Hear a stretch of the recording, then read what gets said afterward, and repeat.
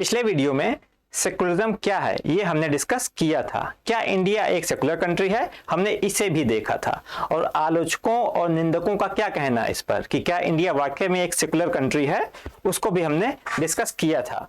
अब हम डेमोक्रेसी को डिस्कस करेंगे। क्लास 9th के एनसीईआरटी का पहला चैप्टर डेमोक्रेसी ही है। चैप्टर स्टार्ट कहाँ से होता है? चैप्टर स्टार्ट होता है कि भाई डेमोक्रेसी जो अदर फॉर्म ऑफ गवर्नमेंट है जैसे डिक्टेटरशिप, मोनार्की, इनसे बेटर क्यों है, क्या कारण है कि डेमोक्रेटिक कंट्रीज बढ़ती जा रही हैं और जो डिक्टेटरशिप वाली कंट्रीज है जहां मोनार्की है उनकी संख्या घटती जा रही है।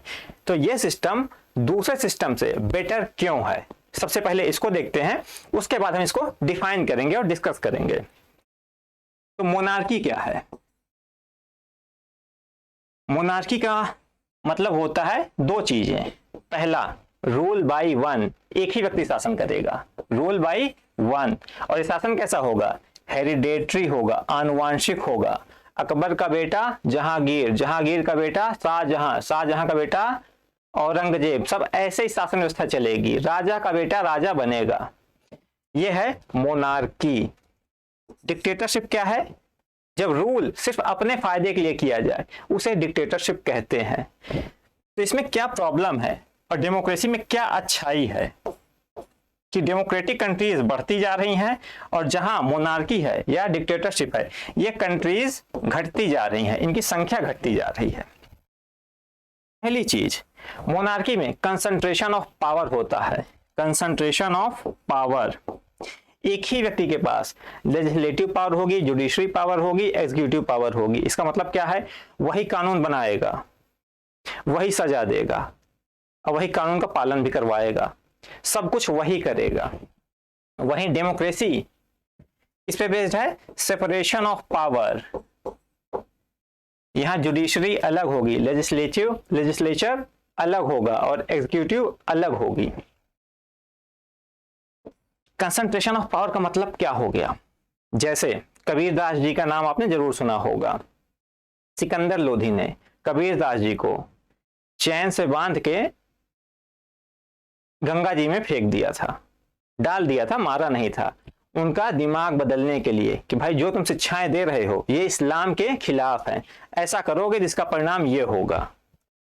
तो इसके बावजूद भी कबीरदास जी अपनी बात से पीछे नहीं हटे। उन्होंने कहा जो तुम्हें करना है कर लो, जो मेरी शिक्षाएं हैं मैं ऐसा ही कहूंगा, तुम्हारे कहने से बदलने वाला नहीं हूं। तो यहां सिकंदर लोधी क्या था? उसने ही कानून बनाया, उसी ने उसको पालन भी करवाया और सजा भी वही दे रहा है, सारी पावर उसी के पास भी है। दूसरी चीज, जो इसमें इंडिविजुअल होगा, लोग होंगे, उन्हें हम क्या कहते हैं? प्रजा, सब्जेक्ट, उन्हें प्रजा कहा जाता है। डेमोक्रेसी में जो इंडिविजुअल होगा उसे सिटीजन कहा जाता है। ये नागरिक है और ये प्रजा। नागरिक प्रजा दोनों के बीच फर्क क्या है? जो प्रजा है उसके पास सिर्फ कर्तव्य है, ड्यूटी है, और जो सिटीजन है उसके पास राइट और ड्यूटी दोनों चीजें हैं। इसके पास राइट भी है, ड्यूटी भी है, और यहां सिर्फ कर्तव्य है, सिर्फ ड्यूटी है।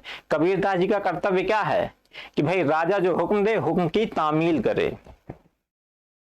तो ऐसी स्थिति में, और यहां पे उसके पास कुछ राइट भी होंगे, freedom of speech and expression भी होगा। यहां नहीं है वो चीज। कबीरदास जी के पास आर्टिकल 19 नहीं था उस टाइम, का संविधान तो था ही नहीं, मतलब freedom of speech and expression था ही नहीं।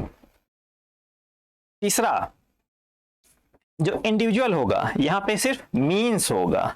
इंड कौन होगा? जो मोनार्क होगा उसका हित सर्वोपरि है, वो अपने हित के हिसाब से कार्य करेगा, वो बस अपने हितों की ही रक्षा करेगा। और यहां पे जो इंडिविजुअल होगा वो अपने आप में क्या होगा? एंड होगा। जो इंडिविजुअल होगा वो एंड होगा। इसका मतलब वो अपने हितों के लिए काम करेगा, जो उसको उचित लगेगा, जो उसको लगे कि मेरे लिए ये सुटेबल है, वो वही काम करेगा। चौथी चीज, जो मोनार्क होगा, जो डिक्टेटर होगा, वो आर्बिट्रेरी यूज ऑफ पावर करेगा, पावर का आर्बिट्रेरी यूज करेगा। कैसे? 2011 की बात है। 2011 नॉर्थ कोरिया का नाम आपने जरूर सुना होगा। वहां का तानाशाह है किम जोंग, उसके पिता की मृत्यु हो गई, तो उसने एक फरमान निकाला कि इसके जो उसके पिता का नाम था, उनके जनाजे में सभी लोग आए और छाती पीट पीट कर रोएं। जनाजे में सभी लोग आएंगे और छाती पीट पीट कर रोएंगे, और जो नहीं आया या जो आया और छाती पीट पीट के नहीं रोया, उन सबको उसने सजाए मौत दी। इस चीज को पूरी इंटरनेशनल मीडिया ने बहुत कवर किया था कि भाई क्या बात है, एक डिक्टेटर को लोग इतना प्यार कर रहे हैं कि छाती पीट पीट के रो रहे हैं, लेकिन वास्तविकता कुछ और थी। फिर उसके 10 साल बाद यानी 2021 में, 17 दिसंबर की बात है सर, 17 दिसंबर 2021, 10 साल पूरे हो गए। उसकी बरखी थी, 10वीं बरसी थी। 10वीं बरसी पे उसने कहा कि पूरे राष्ट्र में 10 दिन का शोक मनाया जाएगा और उसमें कोई भी व्यक्ति हंसेगा नहीं, दारू नहीं पिएगा और बहुत तेज से रोएगा भी नहीं। अगर किसी के घर में मृत्यु हो गई है तो बहुत तेज से रोएगा भी नहीं। ये क्या है? आर्बिट्रेरी पावर है, जिसको सही नहीं माना जा सकता है। अकबर के मन में आया कि भाई अनारकली को दीवार में चुनवा दिया जाए। क्यों? क्योंकि वो शहजादे सलीम के साथ लिव इन में रह रही थी। ये क्या है? Arbitrary use of power. किसी को भी पकड़ के कोई भी दंड दे दिया। भाई अगर ये दंड देना है तो जितने लोगों ने एक क्राइम किया सबको मिलना चाहिए। तो पहले क्या था?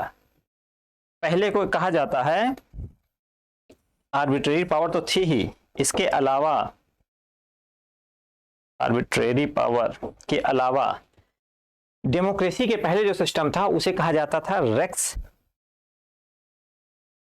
लेक्स। इसका मतलब क्या है? King is the law. और इसके बाद डेमोक्रेसी एक नया सिस्टम आया, इसे क्या कहा जाता है? Lex racks.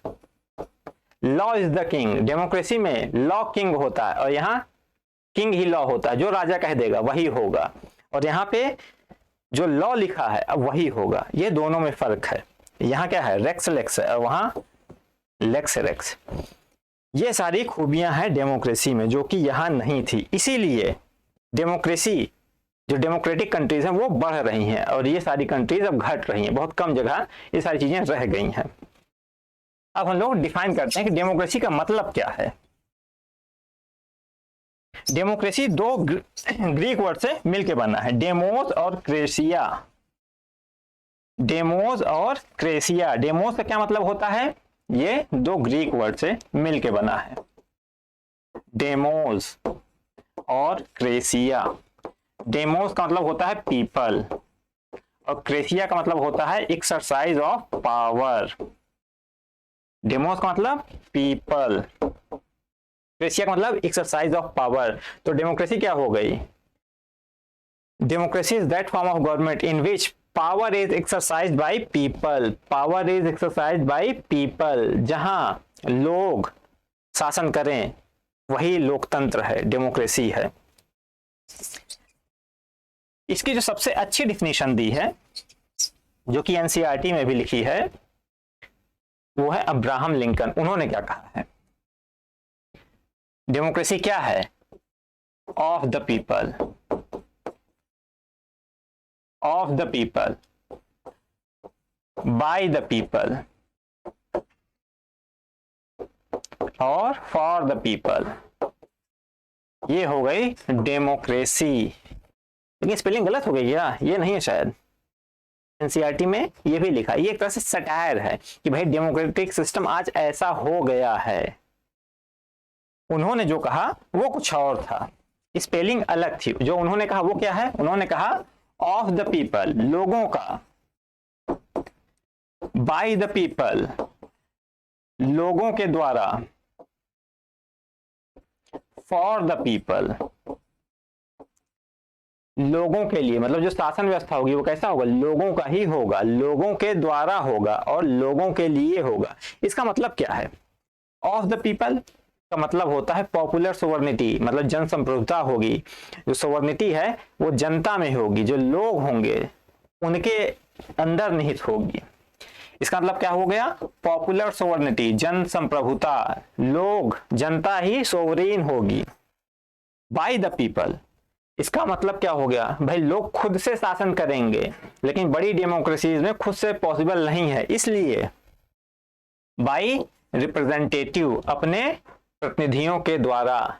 जैसे हम लोगों ने अपने प्रतिनिधि चुने हैं लोकसभा में, बनारस की जनता ने किसे चुना है, मोदी जी को, लखनऊ की जनता ने राजनाथ सिंह जी को, अहमदाबाद की जनता ने अमित शाह जी को।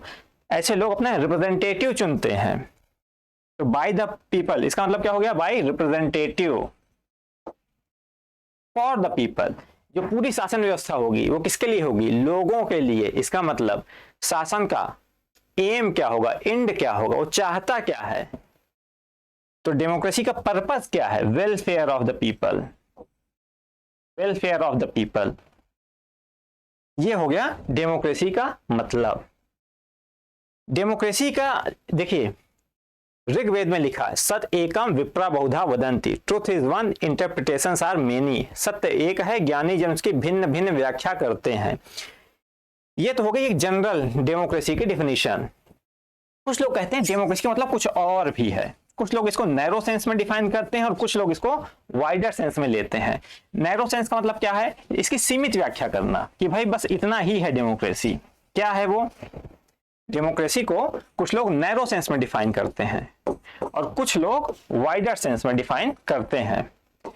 नैरो सेंस का क्या मतलब है, नैरो सेंस का मतलब है डेमोक्रेसी का मतलब है रूल बाय द पीपल, और ये सिर्फ पॉलिटिकल स्फीयर के लिए है। इसका मतलब ये सिर्फ पॉलिटिक्स से रिलेटेड है। डेमोक्रेसी का संबंध किससे है, पॉलिटिक्स से। ये एक फॉर्म ऑफ गवर्नमेंट है और ये सिर्फ पॉलिटिकल स्फीयर के लिए ही है, ये सिर्फ पॉलिटिक्स से रिलेटेड है। दूसरी चीज, अब इलेक्शन होगा। डेमोक्रेसी का मतलब भाई इलेक्शन भी होगा, लोग चुने जाएंगे, लोग अपने प्रतिनिधि चुनेंगे। तो इस प्रक्रिया को कराने के लिए कुछ इंस्टीट्यूशन भी होंगे, जैसे इलेक्शन कमीशन होगा। जो लोग चुन के जाएंगे वो कहीं बैठेंगे, उसे क्या कहेंगे, संसद कहेंगे। संसद क्या है, एक इंस्टीट्यूशन है। फिर वहां से कुछ एग्जीक्यूटिव बनेगी और ये सारी चीजें सही से चल रही हैं या नहीं चल रही हैं, इसे देखने के लिए एक और इंस्टीट्यूशन होगा, जुडिशरी। तो इसमें कई प्रोसीजर होते हैं, कई प्रोसीजर होंगे और कई इंस्टीट्यूशन होंगे। अब पूरा इसका एम्फेसिस कहाँ होता है, अगर डेमोक्रेसी को जो नैरो सेंस में ले रहा है उसका पूरा एम्फेसिस यहीं पे होता है, पॉलिटिक्स पे और इसके प्रोसीजर और इंस्टीट्यूशन पे।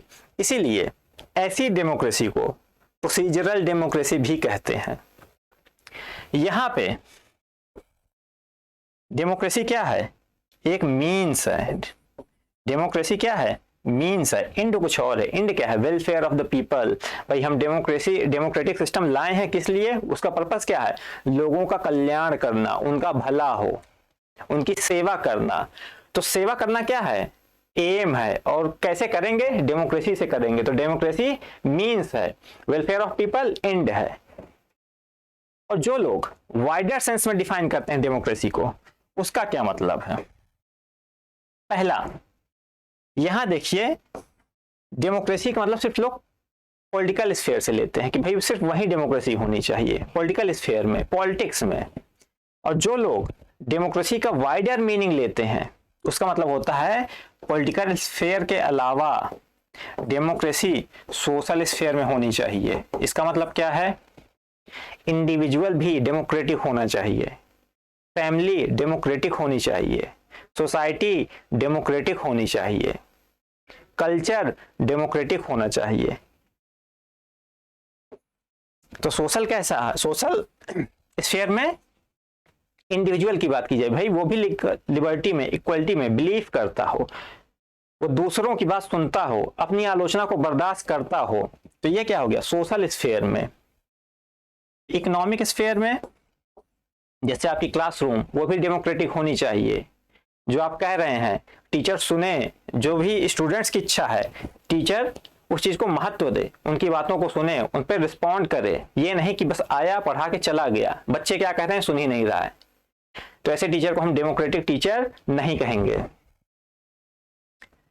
इकोनॉमिक इक्वलिटी होनी चाहिए, पॉवर्टी होनी चाहिए। कोई बहुत ज्यादा अमीर, बहुत ज्यादा गरीब, मतलब दो लोगों के बीच में ही नहीं होनी चाहिए अमीरी और गरीबी की। कल्चरल कल्चरल स्फेयर में भी डेमोक्रेसी होनी चाहिए। वो कैसे? लोग टॉलरेंस की बात करें, टॉलरेंस की, पीस की, पीसफुल को एग्जिस्टेंस की। भाई हमारी सोसाइटी में क्या है, डाइवर्सिटी बहुत ज्यादा है। यहाँ हिंदू है, मुस्लिम है, सिख हैं, ईसाई हैं, लैंग्वेज ढेर सारी हैं, एथनिसिटी बहुत है। तो ये सारे लोग कैसे एक साथ मिल के रहें, भाई की तरह रहें। ये क्या है, पीसफुल को एग्जिस्टेंस की बात करें। दूसरी चीज, यहाँ डेमोक्रेसी में फोकस किस पे है, प्रोसीजर और इंस्टीट्यूशंस पे। और यहाँ पे जो एम्फेसिस होगा वो आइडियल्स पे होगा। जो डेमोक्रेसी के आइडियल्स हैं वो क्या है, इक्वलिटी, लिबर्टी, जस्टिस, फ्रेटर्निटी, बिरादरी। फ्रेटर्निटी का मतलब बिरादरी, इस पे एम्फेसिस रहेगा। आइडियल्स को सब्सटेंस भी कहते हैं। आइडियल्स को क्या कहते हैं, सब्सटेंस। इसीलिए ऐसी डेमोक्रेसी को सब्सटेंटिव डेमोक्रेसी भी कहते हैं। और जो ऐसी डेमोक्रेसी होती है वो मीन्स नहीं बल्कि एंड हो जाती है।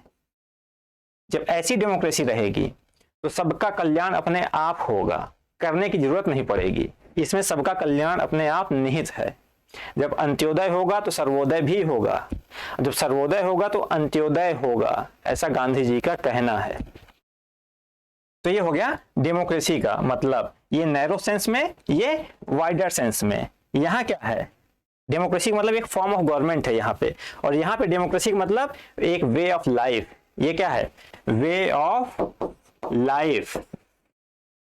और यहाँ पे डेमोक्रेसी का मतलब क्या है, form of government, form of government.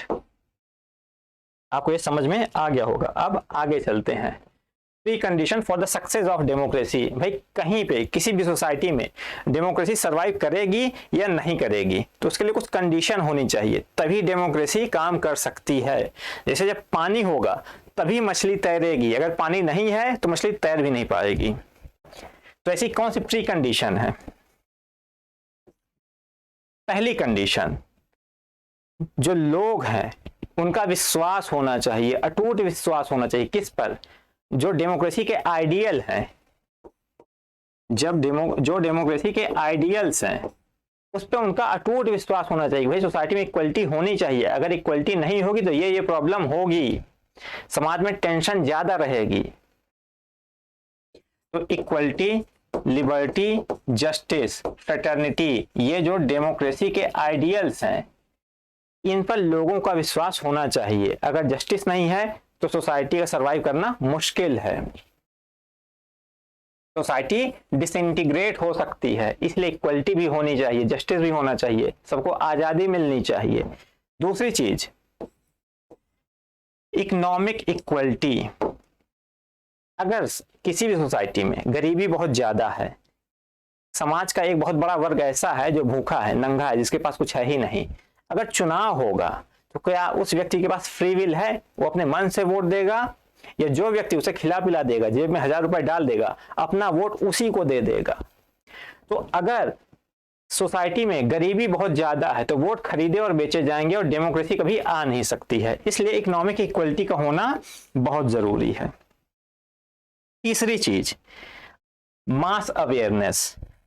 Mass awareness, लोग अपने अधिकारों के प्रति, अपने कर्तव्यों के प्रति जागरूक रहें। समाज में क्या हो रहा है, कौन सी पॉलिटिकल पार्टी की विचारधारा क्या है, लोगों में इसके प्रति अवेयरनेस होनी चाहिए, जागरूकता होनी चाहिए। तो ये सारी चीजें क्या होगी, प्री कंडीशन। आगे चलते हैं। भाई डेमोक्रेसी के सिद्धांत क्या है, थ्योरीज क्या है, टीनेट्स क्या है? पहली चीज, पॉपुलर सोवर्निटी। डेमोक्रेसी किस चीज की वकालत करती है, पॉपुलर सोवर्निटी की। संप्रभुता किसमें निहित है, लोगों के अंदर। जो अल्टीमेट पावर है वो उन्हीं के अंदर है। जो प्रतिनिधि है, पीपल अपने रिप्रेजेंटेटिव चुनते हैं और फिर ये डिसीजन लेते हैं, डिसीजन मेकिंग इनके पास होती है। लेकिन अल्टीमेट डिसीजन मेकिंग किसके पास है, लोगों के पास। ये चाहे तो इन्हें हटा सकते हैं, ये जब चाहे इन्हें हटा सकते हैं। तो अल्टीमेट पावर किसके पास है, लोगों के पास, पीपल के पास। तो डेमोक्रेसी पॉपुलर सोवर्निटी की बात करती है। मेजॉरिटी रूल, दूसरा पॉइंट। डेमोक्रेसी का मतलब लोग अपने रिप्रेजेंटेटिव चुनेंगे। कैसे चुनेंगे? थ्रू इलेक्शन, इलेक्शन के द्वारा चुनेंगे। तो इलेक्शन में जिसे मेजॉरिटी मिलेगी फिर वही सरकार बनाएगा, वही डेमोक्रेसी है। ये मेजॉरिटी रूल पे चलती है। टाइम बाउंड इलेक्शन, अगर इलेक्शन नहीं होगा तो डेमोक्रेसी भी नहीं होगी। इलेक्शन का होना डेमोक्रेसी में बहुत जरूरी है, और वो कैसा हो? Time bound. क्या सिर्फ टाइम बाउंड हो पर्याप्त है? मैक्सिको की बात करते हैं। मैक्सिको, इसे आज़ादी मिली थी 1930 में, और तब से हर 6 साल में यहाँ चुनाव होते थे, लेकिन वो चुनाव कभी फ्री एंड फेयर नहीं होते थे। तो टाइम बाउंड इलेक्शन तो था लेकिन फ्री एंड फेयर नहीं था, तो इसलिए उसे डेमोक्रेसी भी नहीं कहा जाएगा। तो टाइम बाउंड के साथ साथ फ्री एंड फेयर इलेक्शन का होना बहुत जरूरी है। मैक्सिको में क्या होता था, वहां एक पॉलिटिकल पार्टी थी और हमेशा वही जीतती थी। जितने भी वहां के ऑफिसर थे, ब्यूरोक्रेसी थी, अधिकारी थे, उन सबसे कहा जाता था कि जब भी पार्टी की मीटिंग हो आप सब लोग यहाँ आए और जो इंस्ट्रक्शन दिए जाएं उसे फॉलो करें। जो वहां टीचर्स थे, टीचर से कहा जाता था उस टाइम पे कि भाई आपका काम है कि इस कैंडिडेट को जिताना है। जो भी आपके स्कूल में बच्चे पढ़ रहे हैं उनके जो पेरेंट्स हैं उनको प्रेशराइज करो कि अगर ये कैंडिडेट हार गया तो आपका बच्चा अगली क्लास में नहीं जाएगा, वो इसी में रहेगा। और जो मीडिया थी उस टाइम पे उसको भी कंट्रोल किया जाता था कि भाई जो विपक्ष है उसे आप ज्यादा महत्व ना दें, उसकी बात को आप ना छापें, जो हम कह रहे हैं सिर्फ हमारा वर्जन ही लोगों के सामने रखें। ऐसी स्थिति में डेमोक्रेसी सरवाइव नहीं कर सकती है। इलेक्शन तो हो रहे थे मैक्सिको में, लेकिन उसे डेमोक्रेसी नहीं कहा जा सकता है क्योंकि वो फ्री एंड फेयर इलेक्शन नहीं था। अब देखिए सारी चीजें जो अभी तक हमने डिस्कस की ये सही से चल रही है या नहीं चल रही हैं, इसको देखने के लिए एक फ्री एंड फेयर जुडिशरी भी होनी चाहिए जो कि ये निश्चित करे कि इलेक्शन सही से हो रहे हैं कि नहीं हो रहे हैं। अगर कुछ गड़बड़ी है, कुछ धांधली है तो लोग वहां जा सकें। तो इसके लिए फ्री एंड फेयर जुडिशरी का होना बहुत जरूरी है। इसके बिना भी डेमोक्रेसी सरवाइव नहीं कर सकती है। डेमोक्रेसी इस चीज का समर्थन करती है, जुडिशरी कैसी हो? Free and fair.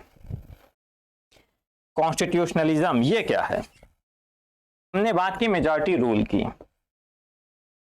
मान लीजिए आप एक गांव के मुखिया हैं, आपके जिले में कुछ क्षेत्रों में दंगा फैल गया है और आपके गांव में जहां के आप मुखिया हैं करीब 101 परिवार हैं, 100 परिवार हिंदू हैं, 1 परिवार मुस्लिम है। ये सारे लोग इकट्ठा हो गए, वाइस वर्सा समझ सकते हैं, हो सकता है ये 100 मुस्लिम हो 1 हिंदू हो, कुछ भी हो सकता है। मान लिया 100 हिंदू हैं और ये सब इकट्ठा हो गए। इन्होंने कहा कि भाई इस मुसलमान का घर जला दिया जाए। पूरे शहर में दंगे हो गए हैं और गांव वाले आपके पास इकट्ठा हो गए हैं और कह रहे हैं कि मुखिया जी इस मुसलमान का घर जला दिया जाए, या ये सारे अगर मुसलमान हैं तो कहें इस हिंदू का घर जला दिया जाए। तो आप क्या करेंगे? कमेंट करके बताइए। भाई मेजॉरिटी क्या कह रही है कि भाई मुझे इसका जनमत का सम्मान किया जाए, इसका घर जलाया जाए, लेकिन क्या ये उचित है? क्या ये करना चाहिए? क्या कॉन्स्टिट्यूशन कहता है कि हाँ इसका घर जलाया जाए? देखिए सरकार के ऊपर कुछ बंदिशें भी होनी चाहिए। ये नहीं कि उसके पास जनमत आ गया तो वो जो चाहे वो करे, ऐसा नहीं होना चाहिए। तो सरकार के ऊपर कुछ बंदिशें होती हैं। कॉन्स्टिट्यूशनलिज्म का मतलब लिमिटेड गवर्नमेंट के पास पावर है, लेकिन इसका मतलब ये नहीं वो कुछ भी कर सकती है, वो लोगों के राइट्स वॉयलेट नहीं कर सकती है। अगर भारत सरकार चाहे तो क्या वो कुछ भी कर सकती है? इक्वलिटी का राइट खत्म कर सकती है? फ्रीडम ऑफ कंसाइंस को छीन सकती है? नहीं कर सकती है। अगर इंडियन कंटेक्स्ट में देखें तो हमारे यहाँ जुडिशरी ने एक डॉक्ट्रिन दी है और वो क्या है? Doctrine of basic structure. तो जो बेसिक स्ट्रक्चर की डॉक्ट्रिन है कि भाई पार्लियामेंट कुछ भी कर सकती है संविधान के साथ, लेकिन जो उसका बेसिक स्ट्रक्चर है उसे चेंज नहीं कर सकती। वो जो बेसिक स्ट्रक्चर है वो क्या है? वो कॉन्स्टिट्यूशनलिज्म है। वो बंदिश है सरकार के ऊपर, गवर्नमेंट के ऊपर, कि वो ये नहीं कर सकती है। कॉम्पिटिटिव पार्टी सिस्टम चाइना में, 6वां पॉइंट, चाइना में हर 5 साल में इलेक्शन होता है, टाइम बाउंड इलेक्शन होता है हर 5 साल में। लेकिन वहां इलेक्शन कौन लड़ सकता है? जो व्यक्ति कम्युनिस्ट पार्टी ऑफ चाइना का मेंबर है, सिर्फ वही इलेक्शन लड़ सकता है। वहां सिर्फ एक ही पार्टी है, उसी के कैंडिडेट हमेशा जीतेंगे हर चुनाव में। तो क्या लोगों के पास वहां चॉइस है? लोगों के पास वहां चॉइस नहीं है, और जब चॉइस नहीं है तो डेमोक्रेसी भी नहीं होगी। अब ये पार्टी, अगर कोई व्यक्ति इस पार्टी की विचारधारा से, कम्युनिस्ट पार्टी ऑफ चाइना से सहमत नहीं है, तो क्या करेगा? उसके पास कोई चॉइस नहीं दूसरी पार्टी को वोट देने का। वो चाहता है भाई इसे हम पावर से बाहर कर दें, लेकिन वो कर ही नहीं सकता है। क्यों? क्योंकि उसके पास चॉइस ही नहीं है। तो बिना चॉइस के डेमोक्रेसी नहीं हो सकती है। 7वां पॉइंट, ये सबसे इंपॉर्टेंट पॉइंट है। डेमोक्रेसी का मतलब वो क्या होता है? इक्वलिटी। समाज में इक्वलिटी होना चाहिए, चाहे आदमी हो चाहे औरत, चाहे वो किसी भी कास्ट का हो। इक्वलिटी का होना बहुत जरूरी है। हर पर्सन का एक वोट हो और उस वोट की वैल्यू बराबर होनी चाहिए, चाहे आदमी हो या औरत, दोनों का। और वो चाहे किसी भी संप्रदाय के हो या जाति के हो। इंडिया ने, हमें 1947 में आजादी मिली और 26 जनवरी 1950 को हमारा संविधान पूरी तरह से लागू हो गया। उसके बाद जब पहला जनरल इलेक्शन हुआ तो हमने सभी को वोट दिया, वोटिंग राइट दिया था। किसी तरह का कोई डिस्क्रिमिनेशन नहीं किया। वहीं इंग्लैंड की बात की जाए तो इंग्लैंड ने 1928 में औरतों को वोट दिया है, वोटिंग राइट दिया है। इंग्लैंड ने 1928 में औरतों को वोटिंग राइट दिया, जबकि हमने जिस दिन हमारा पहला जनरल इलेक्शन हुआ था उसी दिन से वोटिंग राइट सभी को दे दिया था, बिना किसी डिस्क्रिमिनेशन के। तो आप समझ सकते हैं कि हमारी डेमोक्रेसी शुरू से ही, पहले दिन से ही कितनी मजबूत थी। तो ये होना डेमोक्रेसी में बहुत जरूरी है। आगे चलते हैं। Merits of democracy. डेमोक्रेसी की क्या क्या खूबियां हैं, इसको डिस्कस करते हैं। जो डेमोक्रेसी की सबसे पहली खूबी है, एनसीईआरटी में भी जो पहला पॉइंट है वो क्या है? अकाउंटेबिलिटी, अकाउंटेबल स्टेट होना। 1958 से 61 तक चाइना में बहुत भयानक अकाल पड़ा। ऐसा कहा जाता है कि रिटन हिस्ट्री में, जब तक हिस्ट्री का रिकॉर्ड है, ऐसा अकाल कभी नहीं पड़ा। और करीब इसमें 3 करोड़ लोग मारे गए इस अकाल में।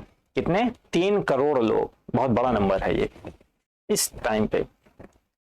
अगर इंडिया की बात की जाए इसी टाइम पीरियड में, तो जो आर्थिक स्थिति थी भारत की, वो चाइना से बहुत अच्छी नहीं थी, लगभग वैसी ही थी। लेकिन ऐसी स्थिति आजाद भारत में कभी नहीं आई। क्यों? क्योंकि यहाँ डेमोक्रेटिक गवर्नमेंट थी। उसे लोक लाज का भय था कि अगर हम किसी चीज को मैनेज नहीं कर पा रहे हैं तो जनता क्या कहेगी। चाइना में डेमोक्रेसी नहीं थी तो वहां सरकार को लोक लाज का कोई भय ही नहीं था। लोग कहते हैं कि अगर वहां डेमोक्रेसी होती तो इतने लोग न मरते। अभी 2020 की बात करें इंडिया में, तो जो इंडियन गवर्नमेंट है उसने 80 करोड़ लोगों को फ्री राशन बांटा।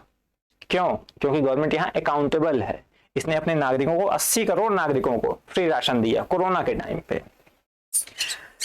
तो पहला पॉइंट क्या है? अकाउंटेबल स्टेट होता है। डेमोक्रेसी में जो स्टेट होगा, जो सरकार होगी, वो अकाउंटेबल होगी। नागरिक कैसे होंगे? Active citizen.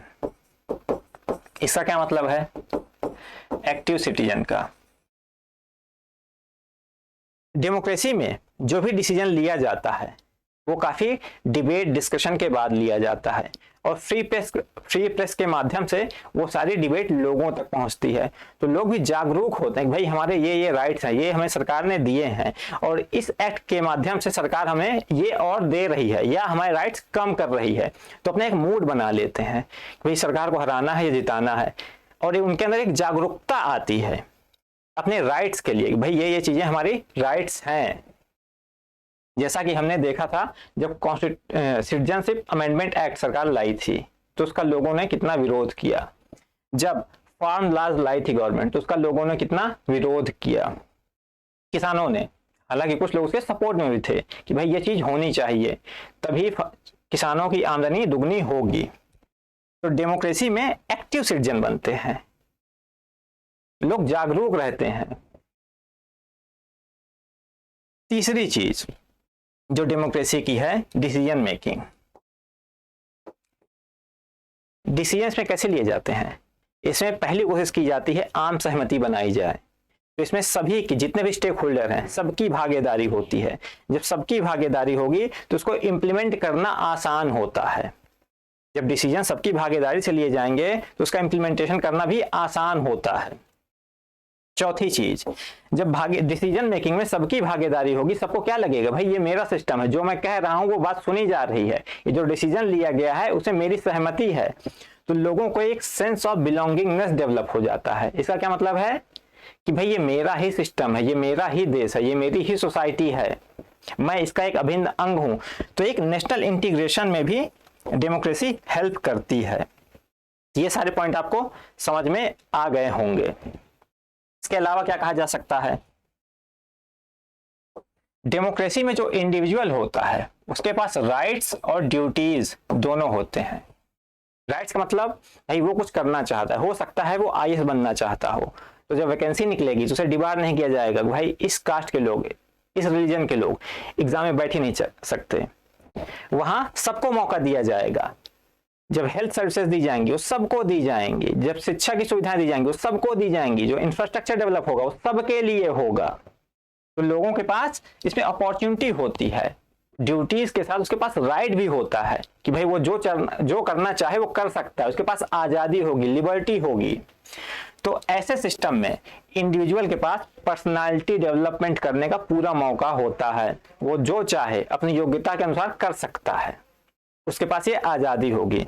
तो इंडिविजुअल के, नागरिकों के पर्सनालिटी डेवलपमेंट का पूरा स्कोप होता है, किसमें, डेमोक्रेसी में।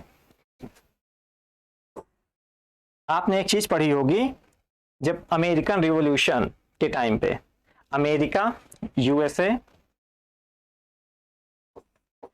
और यूके के बीच युद्ध हो रहा था, तो यूके और फ्रांस इन दोनों की नहीं पटती थी। तो फ्रांस ने अपना सपोर्ट किसे दे दिया, यूएसए को, यूके के खिलाफ। वहां पे क्या थी, मोनार्की थी, वो इसको हराने के लिए। यहां फ्रांस की कोई भूमिका नहीं थी, वो किसी और के फटे में अपनी टांग अड़ा रहा है। तो इससे वहां पे क्या हुआ, टैक्सेशन सिस्टम, इनका खर्च बढ़ा, जब खर्च बढ़ा तो टैक्सेशन ज्यादा बढ़ा, जब टैक्सेशन ज्यादा हुआ तो लोगों का एक्सप्लॉयटेशन हुआ, जो वहां की आम जनता थी उनका एक्सप्लॉयटेशन हुआ, उनकी इनकम कम हुई, तो उन्हें तकलीफ हुई कि भाई फ्रांस वहां क्यों लड़ाई कर रहा है, उसकी क्या जरूरत है। तो डेमोक्रेसी में सब चीजें नहीं होती हैं। डेमोक्रेसी में वर्ल्ड पीस के लिए डेमोक्रेसी जरूरी है। यहां पे क्या थी उस टाइम, मोनार्की थी, तो मोनार्की में आर्बिट्रेरी वॉर होती रहती हैं, जहां मोनार्क का मन किया, डिक्टेटर का मन किया, वहां वो घुस जाता है। जबकि डेमोक्रेसी में जनमत के हिसाब से जनता चलती है। अगर जनता खिलाफ है तो देश वहां लड़ाई नहीं करेगा कि भाई यहां हमारी आवश्यकता नहीं है, हम क्यों जाएं वहां पे। जैसे रशिया यूक्रेन वॉर में इंडिया के जाने की क्या जरूरत है, इंडिया कभी नहीं जाएगा। तो ये सारे फायदे होते हैं। बल्कि इंडिया छोड़ दीजिए, कोई भी डेमोक्रेटिक कंट्री अभी तक उसमें इन्वॉल्व नहीं हुई है, क्योंकि उन्हें पता है ये हमारा वॉर नहीं है, हम क्यों लड़ें। अगर इंडिया का इंटरेस्ट कहीं दांव पे लगेगा, जैसे चाइना है, पाकिस्तान, तब वो डिसीजन लेगा। लेकिन जब उसका खुद का इंटरेस्ट होगा, वर्ल्ड पीस के लिए इसलिए डेमोक्रेसी जरूरी है। ये सारे क्या है, मेरिट्स ऑफ डेमोक्रेसी। अब देख लेते हैं डीमेरिट्स। सब कुछ अच्छा ही है या कुछ कमियां भी हैं लोकतंत्र में। जो पहली चीज की कही जाती है, इसकी डीमेरिट्स जो गिनाई जाती है वो क्या है, इसमें क्वालिटी से ज्यादा मेजॉरिटी पे ध्यान दिया जाता है। इसमें क्या कहा जाता है, क्वालिटी से ज्यादा मेजॉरिटी पे ध्यान दिया जाता है। नंबर प्रिवेल्स ओवर क्वालिटी, इसीलिए इसको क्या कहते हैं, कल्ट ऑफ इनकम्पिटेंस, अयोग्यता की पूजा है। टैलीरैंड, ये फ्रांस के प्रधानमंत्री थे, इन्होंने क्या कहा है, डेमोक्रेसी क्या है, एरिस्टोक्रेसी ऑफ ब्लैक गार्ड्स, दुष्टों का शासन है ये, उन्होंने ऐसा कहा। H.G. वेल्स इंग्लैंड के बहुत बड़े राइटर हैं, इन्होंने कई नॉवेल्स लिखे हैं और उनके नॉवेल्स पे कई मूवीज भी बनी है। उनमें से एक का नाम आपने सुना होगा, टाइम मशीन, इनके नॉवेल पे है, H.G. वेल्स के। इन्होंने क्या कहा है, डेमोक्रेसी को इन्होंने कहा है government by the most ignorant and the most unintellectual. Democracy ऐसा सिस्टम है इनके हिसाब से। क्यों, क्योंकि इसमें number prevails over quality. Doctor Ambedkar जैसे लोग भी इस चुनाव में हार गए थे, डॉक्टर लोहिया भी हार गए थे, मतलब इतने योग्य व्यक्ति भी डेमोक्रेसी में हार सकता है। योग्यता जरूरी नहीं कि जीत जाए। दूसरी चीज, टाइम एंड मनी।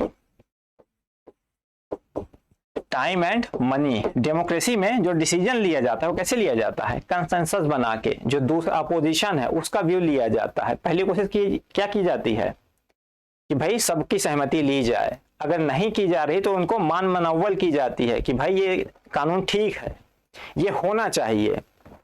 परसुएशन किया जाता है, निगोशिएशन किया जाता है, डिबेट, डिस्कशन, इसमें बहुत टाइम और मनी लगता है। तो जो प्रोसेस होगी काफी कॉस्टली हो जाएगी और लेंदी हो जाएगी, डिसीजन मेकिंग की जो प्रोसेस होगी। इसलिए ब्राइस ने क्या कहा है, इन्होंने कहा है कि डेमोक्रेसी में 7 आदमी 7 दिन में उतना ही काम करेंगे जितना कि एक आदमी 1 दिन में कर सकता है।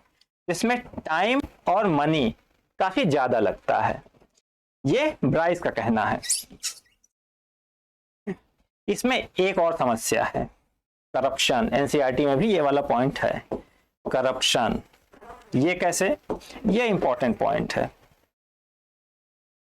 अगर कहीं भी डेमोक्रेसी है तो इसका मतलब क्या है? वहां इलेक्शन होगा, इलेक्शन टाइम बाउंड होगा, मतलब जरूर ही होगा। तो डेमोक्रेसी बेस्ड किस पे है? इलेक्शन पे ही। डेमोक्रेसी किस पे बेस्ड है? इलेक्शन पे। इलेक्शन लड़ेगा कौन? इलेक्शन कौन लड़ेगा?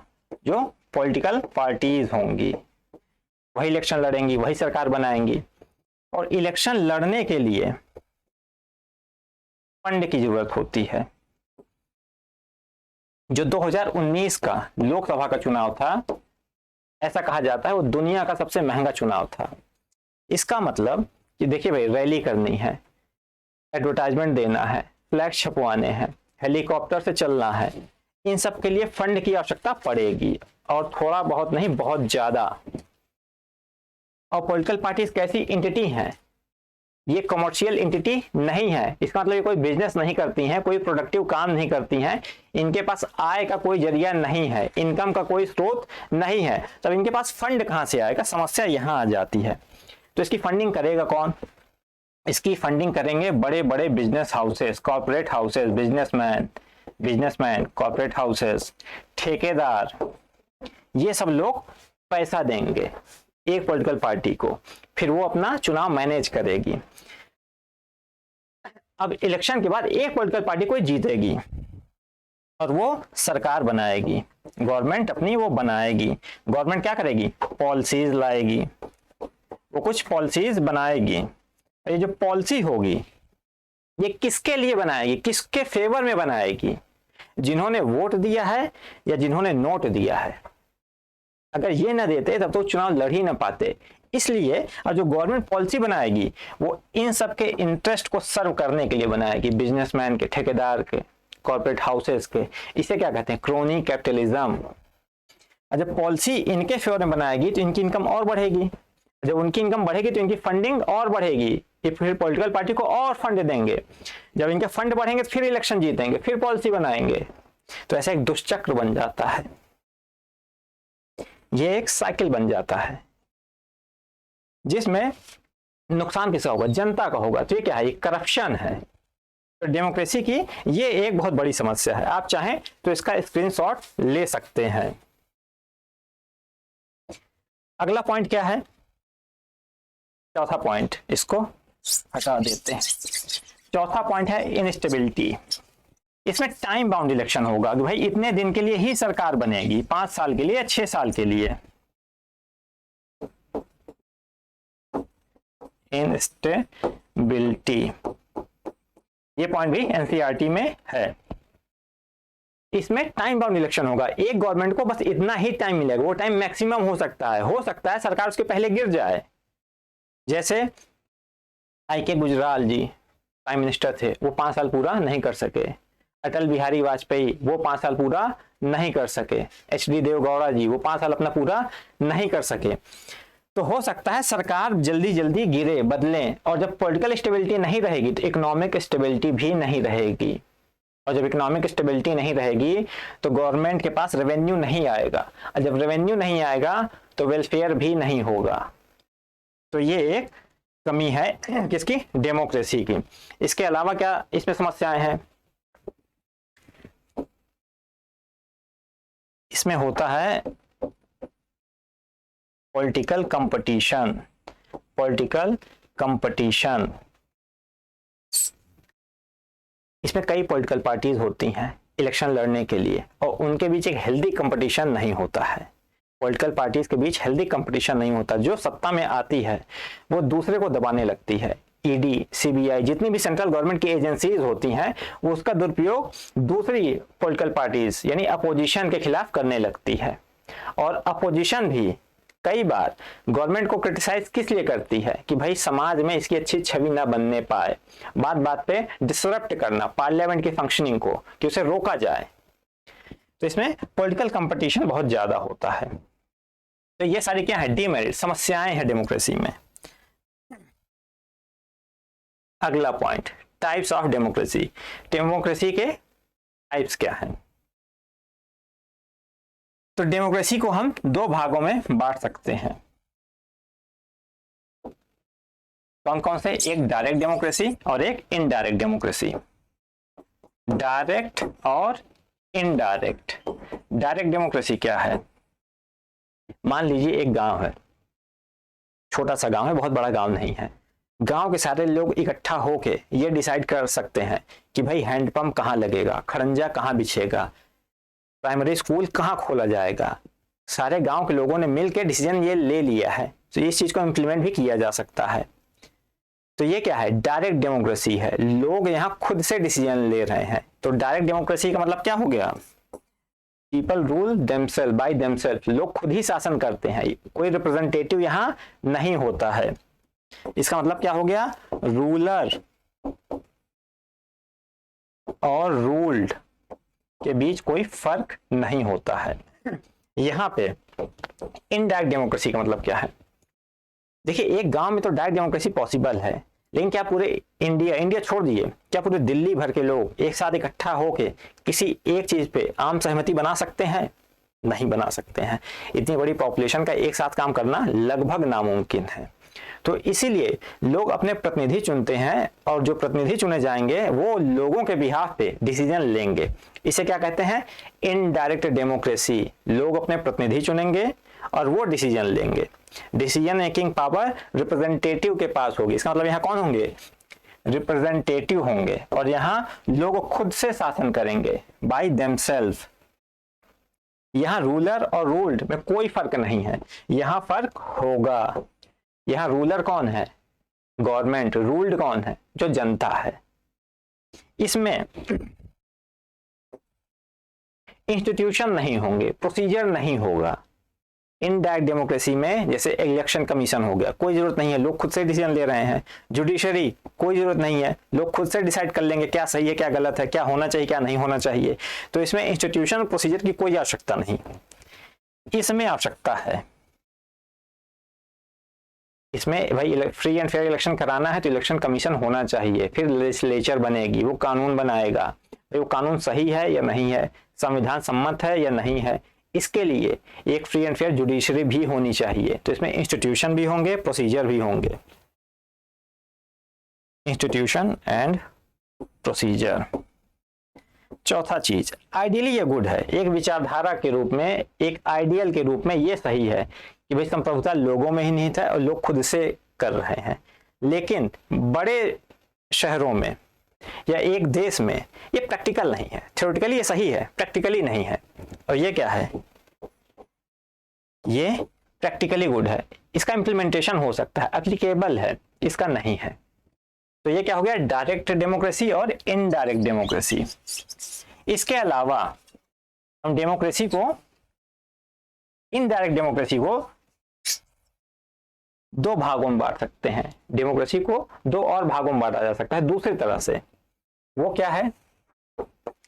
Parliamentary form of government, parliamentary form of government और प्रेसिडेंशियल फॉर्म ऑफ गवर्नमेंट।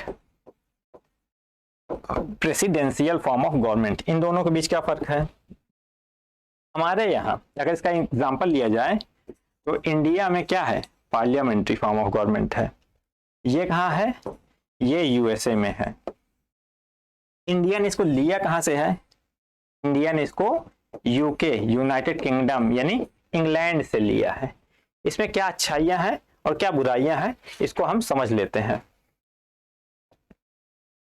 इसमें क्या है? फ्यूजन ऑफ पावर होता है। इसमें क्या होता है? Fusion of power. इसका क्या मतलब है?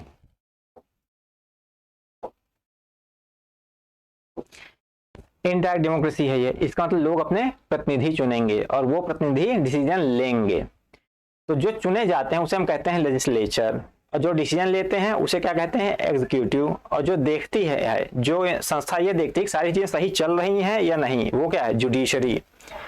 तो सरकार के 3 अंग होते हैं। लेजिस्लेचर का मतलब जो कानून बनाएगा, एग्जीक्यूटिव का मतलब जो कानून का पालन करेगा, जो इम्प्लीमेंट करेगा, और जुडिशरी क्या करती है कि ये कानून सही बना है या नहीं, सारी चीजें सही चल रही है या नहीं, ये जुडिशरी का काम है। तो सरकार के 3 अंग होते हैं। यहाँ 2 की बात हम करेंगे, लेजिस्लेचर और एग्जीक्यूटिव। लेजिस्लेचर का मतलब कानून बनाने वाला, एग्जीक्यूटिव मतलब डिसीजन लेने वाला, जो कानून को इम्प्लीमेंट करेगा। अब देखते हैं दोनों के बीच क्या फर्क है। तो parliamentary form of government fusion of power पे बेस्ड है। इसका मतलब क्या हुआ? लोगों ने अपने प्रतिनिधि चुने, मान लीजिए वोटिंग हुई, उसके बाद ये लोग चुने गए इतने। अब इसमें से ही, इसके अंदर ही, ये क्या है? ये है लेजिस्लेचर। इसके अंदर से ही कुछ लोग अब सरकार बनाएंगे। जैसे हमने बनास के लोगों ने मोदी जी को चुना, वायनाड के लोगों ने राहुल गांधी जी को चुना, अहमदाबाद के लोगों ने अमित शाह को चुना, लखनऊ के लोगों ने राजनाथ सिंह को चुना। तो ये सारे लोग संसद में गए। अब सांसदों ने आपस में से डिसाइड कर लिया भाई सरकार कौन बनाएगा, तो मोदी जी ने सरकार बना ली। तो जितने लोग वहां चुन के पहुंचे वो सब क्या है? लेजिस्लेचर, संसद में है वो लोग, मेंबर ऑफ पार्लियामेंट है, सांसद हैं। ये क्या हो गया? लेजिस्लेचर। इसमें से कुछ लोग, ये इसमें से दूसरा बनाते हैं, ये क्या हो गया? लेजिस्लेचर। और इसमें से कुछ लोग, ये क्या हो गए? एग्जीक्यूटिव। बाकी क्या है? लेजिस्लेचर। जनता ने किसे चुना? लेजिस्लेचर को। इसमें से कुछ लोग एग्जीक्यूटिव का पार्ट बनेंगे, सरकार बनाएंगे। जो मंत्री हैं, प्रधानमंत्री और मंत्री, ये सब इसके अंग हैं। बाकी लोग सांसद हैं। तो ये कहां से आए हैं? संसद से ही आए हैं। दोनों के बीच क्या है? एक कोऑर्डिनेशन है। जो इसका अंग है वो इसका भी अंग है। यहां देखते हैं, यहां पे सेपरेशन ऑफ पावर होगा। सेपरेशन ऑफ पावर, इसका मतलब क्या है? जो लेजिस्लेचर है वो ये है, और जो एग्जीक्यूटिव है वो ये है। ये लेजिस्लेचर है, वो एग्जीक्यूटिव है, दोनों एकदम अलग हैं। वाटर टाइट सेपरेशन है। जो इसका सदस्य है वो इसका नहीं, जो इसका है वो इसका नहीं। ये कैसे होता है? यहां लोग सिर्फ अपना प्रेसिडेंट चुनेंगे, लोग अपना सिर्फ प्रेसिडेंट चुनेंगे। यहाँ एक ही व्यक्ति होगा, फिर वो कुछ लोगों को जो उसे सही लगेंगे अपॉइंट करेगा अपनी काउंसिल ऑफ मिनिस्टर में। यहाँ काउंसिल ऑफ मिनिस्टर कैसे बनेगी? ये यहीं से लिए जाएंगे, काउंसिल ऑफ मिनिस्टर यहीं से जाएंगे, और वहां वो अलग से बनाता है, और वो संसद के सदस्य नहीं होते हैं।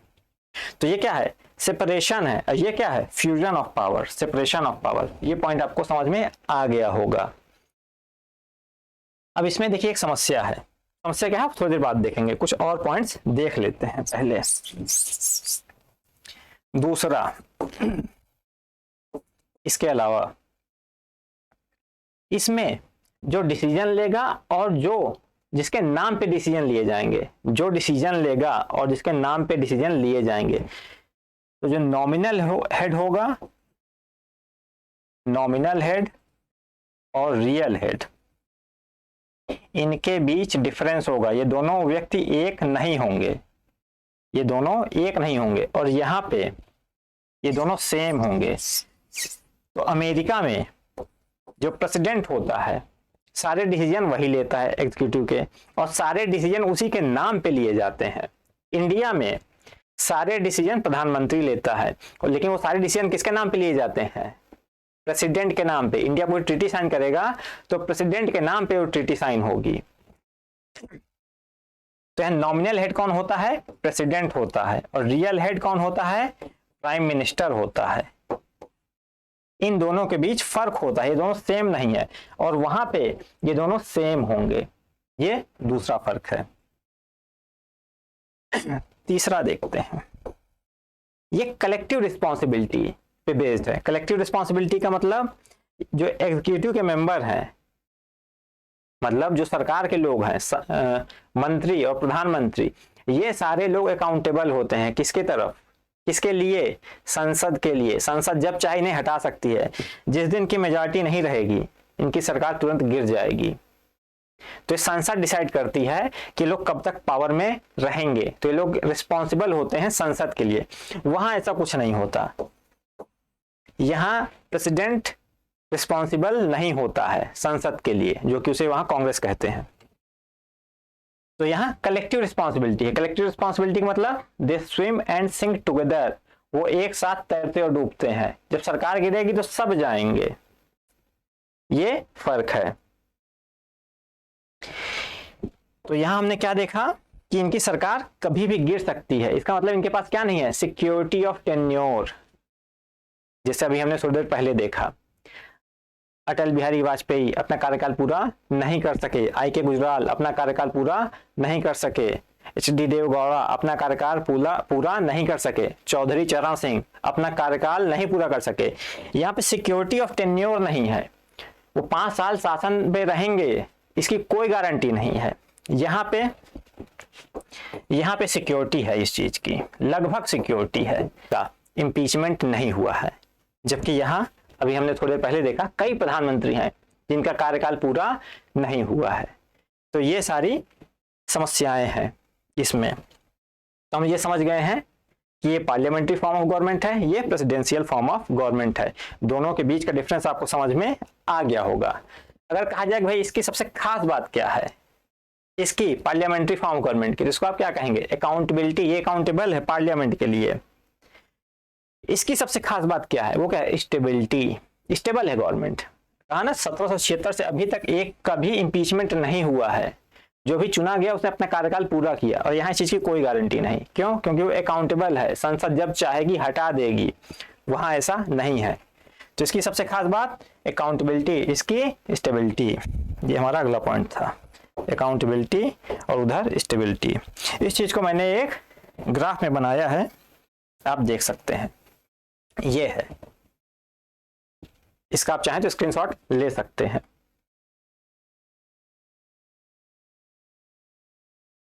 तो ये क्या हो गया, डेमोक्रेसी। तो डेमोक्रेसी क्या है हमने डिटेल में डिस्कस कर लिया, इसके क्या फायदे हैं क्या नुकसान है।